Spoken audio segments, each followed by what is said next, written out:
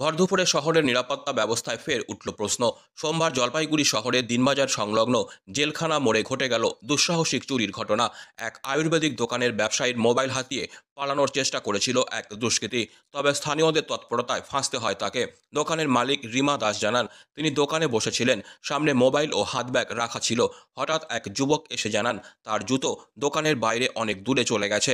মহিলা বাইরে বেরোতে গেলে সুযোগ বুঝে আরেক যুবক মোবাইলটি তুলে নেয় এবং পালানোর চেষ্টা করে।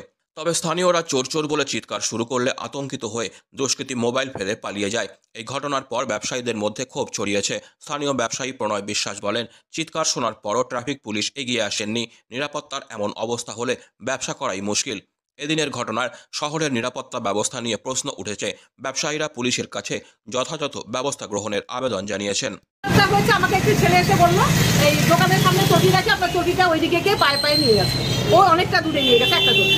আমি চটিটা আনতে যেই গিয়েছি, সেই এই কিউআর কোডটা নিচে পড়ে যায়। তখন ওদিক থেকে আমাদের ওই দুজন এমার এসে বলে যে চোর চোর চোর বলে ধাওয়া দিচ্ছে। আমার এখানে মোবাইলটা ছিল, মোবাইলটা নিয়ে গেছে। এই ব্যাগটাকে এখানে উপরে উঠানো, ক্যাশে হাতে ভাবছে যেখানে টাকা পয়সা পাবে, আর মোবাইলটা নিয়ে যাচ্ছিল। তারপরে ওরা ধাওয়া দেওয়াতে মোবাইলটা ফেলে দিয়ে দৌড়ে। মানে চিনতে পেরেছেন কে বা কারা? চিনতে পারিনি, আমি তো দেখিনি। আমাকে একটি ছেলে, অচেনা ছেলে খালি বললো যে চটিটা ওইদিকে। এখন ওরা যদি চিনতে পারে। কয়জন মিলে এসেছিল? তারা একাই এসেছিল? একা নিশ্চয়ই নয়, দুজন তো অবশ্যই ছিল। তাহলে একজন আমাকে বললো চটি আনতে যাচ্ছি, ওইদিকে গেল, আর একজন এদিক থেকে মোবাইল নিতে এসেছিল। তাহলে দুজন তো অবশ্যই। দোকানে সিসিটিভি আছে? না, সিসিটিভি নেই। পুলিশকে জানিয়েছেন? না, পুলিশকে জানানো হয়নি। মোবাইল দিয়ে গেছে আপনার? হ্যাঁ, মোবাইলটা ফেলে দিয়ে ওরা দৌড় দিচ্ছে। কোথায় ফেলে রাখলো মোবাইলটা? মোবাইলটা রাস্তায়, ওই সাইডে ওরা বলতে পারবে এমালা। ওরাই তখন মোবাইলটা এনে আমাকে দিল আর বললো যে এখানে ছিল মোবাইলটা। এটা তো সাংঘাতিক ব্যাপার। হ্যাঁ, ট্রাফিক এখানে ছিল তো, চোর চোর করে চিৎকার করলো, কই ট্রাফিক তো এগিয়ে এলো না। এখানে তো পুলিশ ছিল, ট্রাফিক ছিল তো, চোর চোর করে এরা ধাওয়া দিল, কিন্তু ট্রাফিক কিন্তু আগায় না, আর কিছু নিতে পারিনি। শুধু মোবাইলটাই নিয়েছিল। হয়তো ক্যাশ নেওয়ার ইচ্ছে ছিল, ভাবছে যে এই ব্যাগে ক্যাশ থাকে, হয়তো খেয়াল করেছিল।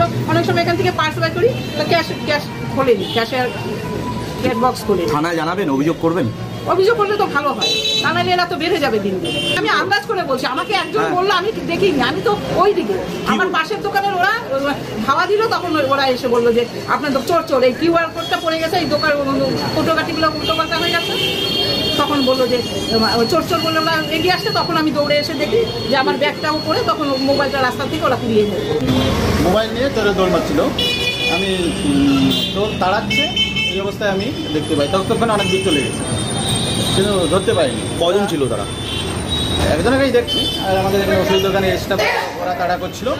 এবার ওরা খুব সম্ভব হসপিটাল পাড়া বা ব্রিজের গোড়ায় এই দিকটার রিমা বৌদির দোকান থেকে মোবাইল নিয়ে পালাচ্ছে। এবার তাড়া খেয়ে মোবাইলটা দেখে, মোবাইলটা দোকানেই রেখে পালিয়ে গেছে? মোবাইলটা দোকানের মধ্যে ফেলে পালিয়ে গেছে। এবার তাড়া করলো, কিন্তু অনেক দূর যাওয়ার পরে আমি দোকানের ভিতরে ছিলাম, দেখলাম যেন ওরা তাড়া করছে, ততক্ষণে চলে গেছে। কিন্তু চাইলে যত টোটোওয়ালা ছিল, ট্রাফিক পুলিশ ছিল, কেউই কোনো হেল্প করলো না।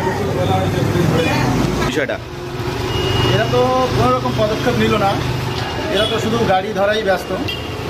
পুলিশের যে আপনার সিভিক ভলেন্টিয়ারটা যদি সেই থাকে, কিন্তু সেই হিসেবে এরা যদি একটু হেল্প করতো, চারিদিকে লক্ষ্য দিত, তাহলে দোকানদারগুলো একটু নিরাপদে দোকানদারি করতে পারত।